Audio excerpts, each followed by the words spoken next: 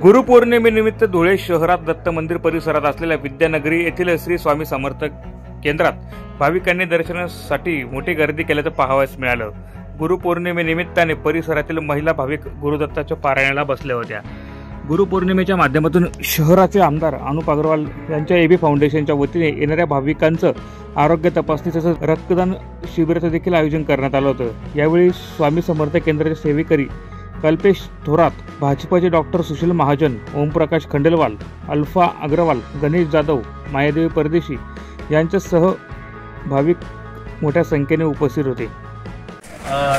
दरवर्षाप्रमाणे गुरुपौर्णिमेनिमित्त श्री स्वामी समर्थ केंद्र विद्यानगर येथे मोठ्या प्रमाणामध्ये उत्सव साजरा होत असतो। तरी 8 वाजता सकाळी गोपाळ आरती झाली, त्यानंतर 3 तारखेपासून तर 10 तारखेपर्यंत इथं पारायणाला बसले होते। तरी हजारोच्या संख्येने लोक इथं पारायणाला बसले। स्वामी समर्थ केंद्रामध्ये 384 लोक आता पारायणाला बसलेले होते व त्याप्रमाणे इथं मोठं महाभंडाऱ्याचं आयोजन केलेले हो एबी फाउंडेशनच्या वतीने इथं मोठं आरोग्य शिबिर राबवण्यात येत आहे व रक्तदान शिबिरही राबवण्यात आहे।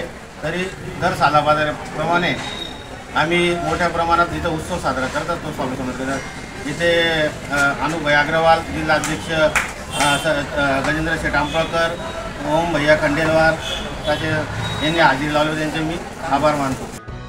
प्रतिनिधी रूपक बिरारी, माझा महाराष्ट्र न्यूज, धुळे।